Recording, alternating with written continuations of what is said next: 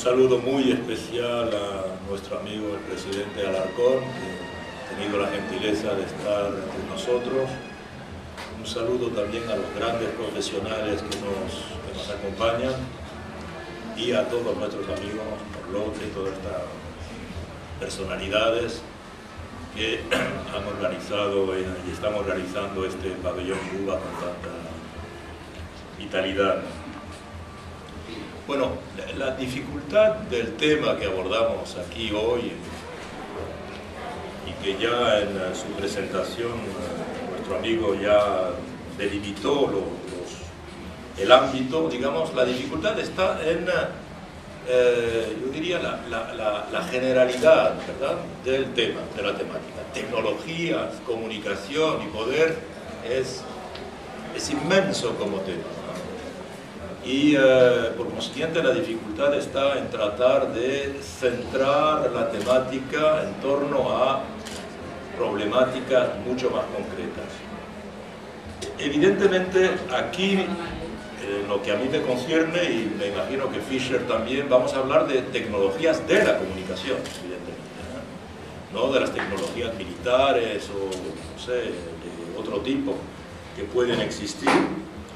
Y decir que efectivamente cuando una tecnología de la comunicación cambia radicalmente, lo que se produce no es solo un cambio cultural, en mi opinión. Lo que se produce es un cambio antropológico. Y quisiera recordar sencillamente, aunque todo el mundo lo conoce, pero quisiera recordarlo con algunos elementos, lo que supuso el cambio tecnológico que aportó la imprenta, ¿verdad? Cuando Gutenberg inventa la imprenta en 1440, ¿qué es lo que cambia? Pues evidentemente a priori lo que cambia es simplemente la manera de imprimir libros, algo muy sencillo. Los libros se escribían a mano, los hacían esencialmente unos copistas profesionales que consagraban todo su tiempo a ello. Estos copistas en general eran monjes que habían consagrado su vida por vocación, por fe, por compromiso. Se habían consagrado su vida a esa tarea, considerada como espiritual, pero en cierta medida era la tarea de transmitir el saber, que una de las digamos, tareas que tienen todas las generaciones a lo largo de la humanidad ha sido el de transmitir el saber precedente a las generaciones siguientes. Es el relevo. Por eso sabemos hoy un poco más que evidentemente los hombres del Neolítico, simplemente porque cada generación ha conservado el saber y lo ha transmitido. Y si bien la escritura se inventa en 5 o 6 mil años antes de Jesucristo en la desembocadura del Éufrates, en las tabletas, en la escritura cuneiforme, y ahí empieza la historia, ¿verdad?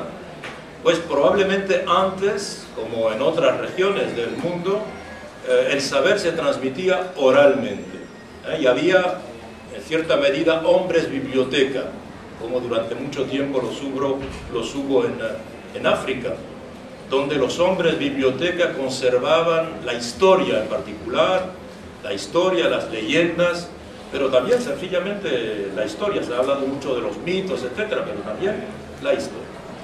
Entonces, cuando se inventa la imprenta, a priori es algo relativamente sencillo, es el cambio de una técnica para hacer lo mismo, que es reproducir libros o imprimir libros. Imprimir, se decía, la palabra llega ahí. Pero en realidad la imprenta va a permitir, primero va a hacer desaparecer una profesión, los copistas desaparecen. Va a hacer desaparecer una actividad artesanal extremadamente importante, la fabricación del pergamino, porque se escribía sobre pergamino. El pergamino era extraordinariamente caro, porque el pergamino, como ustedes saben, se obtiene de la piel de una oveja, no de una oveja, sino de una cría de oveja que no nata. Es decir, hay que ir a buscarla en el vientre de su madre, de la oveja madre, y con esa piel del feto se hace el pergamino. Lo siguiente es evidentemente costoso, una oveja era relativamente cara. Por eso los libros eran tan caros. Y al inventarse la imprenta, lo que se produce es que se abarata la transmisión de la cultura. La cultura va a poder ahora reproducirse, los libros son menos caros, aunque el papel de los libros, en ese momento se inventa el papel, o sea, se inventa un tipo de papel, que es un papel exclusivamente hecho a base de tejidos. Por eso se crea una profesión nueva que no existía, que es la profesión del trapero. Ustedes han oído hablar de los traperos, que existieron prácticamente hasta el siglo XIX. Los traperos recorrían, yo hablo de Europa, recorrían toda Europa recogiendo, comprando ropa sucia, ropa vieja, no para restaurarla y volverla a vender como ropa, sino para que sirviese para fabricar papel. El papel era caro, y el papel barato, a base de pulpa de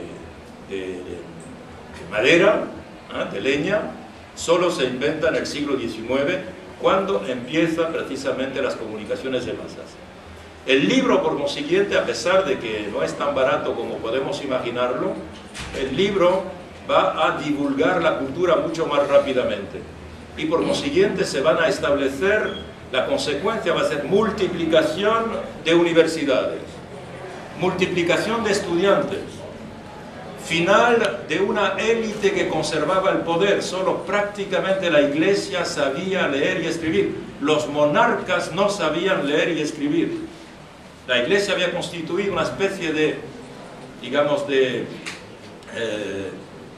compañía, de grupo social que tenía como características el ser depositario de la criptación del saber, saber escribir y saber conservar la escritura. Y por consiguiente, a partir de ese momento se extiende mucho más, surgen las universidades. En Europa, antes de la invención de la escritura, de la imprenta, perdón, había 4 o 5 universidades: Bolonia, la Sorbona, Oxford, Salamanca, unas cuantas universidades.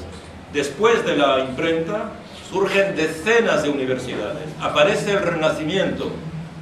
La Iglesia tenía el monopolio de la lectura de la Biblia. No estaba permitido a los católicos leer la Biblia y interpretarla como quisieran. La divulgación del libro por excelencia, que es la Biblia, gracias a la imprenta y su abaratamiento, hace que todo el mundo puede leer la Biblia. Y a partir de ese momento surge la idea de que si todo el mundo puede leerlo, todo el mundo puede interpretarla. Y surgen efectivamente las rupturas del monolitismo religioso.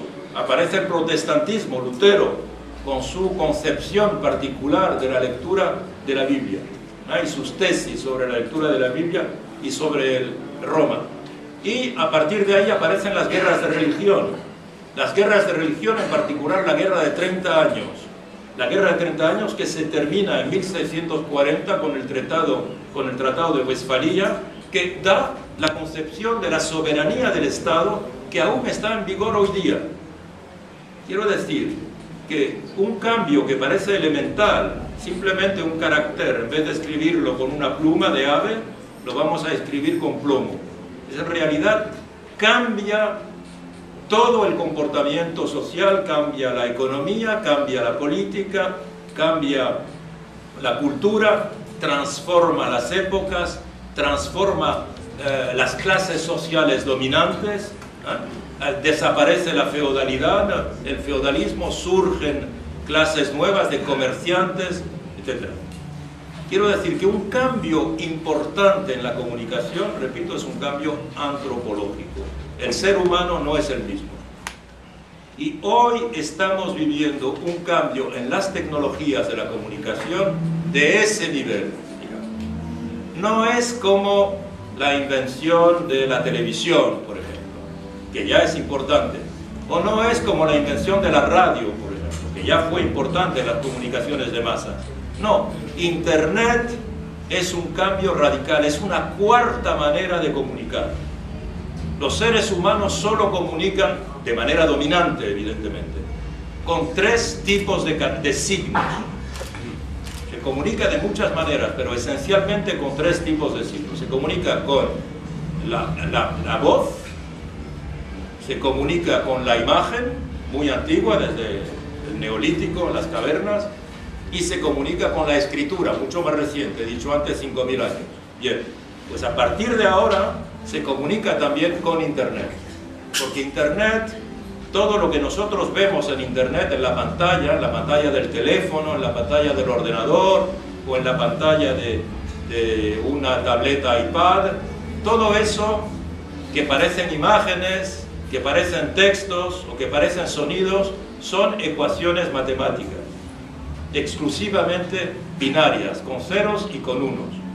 Se comunica de otra manera. Por eso ahora no se necesitan tres tecnologías, digamos, tres técnicas para comunicar estos tres modos de comunicar, digamos. O sea, por ejemplo, yo ahora estoy hablando en un micrófono. Este micrófono solo sirve para el sonido. Yo en el micrófono no puedo poner una letra o no puedo poner una imagen, ¿verdad? De igual manera, antes, nosotros para escribir, los periodistas que tienen cierta edad aquí, pues para escribir escribíamos en una máquina que se llamaba máquina de escribir, porque solo servía para escribir. Y los teléfonos, que eran de baquelita, negros, solo servían para telefonear.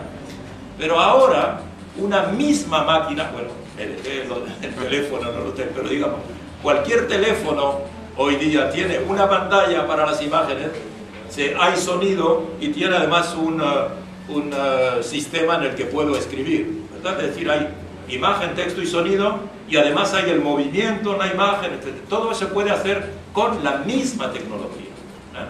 Esto es una revolución copernicana, evidentemente.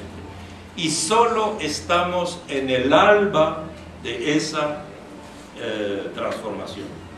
Yo he hablado aquí de Gutenberg, 1440, ya lo he dicho en otras intervenciones. Piensen que en 1460 las cosas prácticamente no habían cambiado. Hoy estamos en 1460, es decir, 20 años después de la invención de Internet, de la web. 20 años nada más. Es decir, estamos en la prehistoria, en el alba, en los primeros segundos de la historia de Internet. Y ya miren los cambios que ha producido Internet. Por consiguiente, evidentemente, y como ven, cada vez surgen elementos nuevos. Hemos hablado de Facebook, etc. He dicho ya varias veces también, si hubiésemos aquí nos hubiésemos reunido hace 3 años, no hubiésemos hablado de Facebook, que apenas acaba de llegar, o de Twitter, que apenas acaba de llegar y que probablemente será desplazado dentro de unos años. Cuando Internet, por ejemplo, yo leía un libro que ha escrito Fisher, excelentísimo, y se habla de Netscape o de Explorator, por ejemplo, ¿verdad? Como sistemas de navegación de Internet. Hoy día, ¿quién usa Netscape? Evidentemente, cuando Netscape nos salvó la vida a todos, porque empezamos a navegar con Netscape. Entonces, esto es lo que hay que entender, que en realidad es un enorme cambio, que no es solo tecnológico, sino que es antropológico, porque lo cambia todo. Internet está cambiando la economía, está cambiando el comercio, está cambiando evidentemente la cultura, surge una cultura nueva propia de Internet, y evidentemente está teniendo efectos políticos, como lo vemos, por ejemplo, lo hemos visto en Túnez, o lo hemos visto en Egipto, o lo hemos visto con los indignados españoles, o lo estamos viendo con Occupy Wall Street en Estados Unidos, etc. Donde hoy, evidentemente, como mecanismos de comunicación, hay sistemas que permiten la movilización social de otra manera que antes no era posible.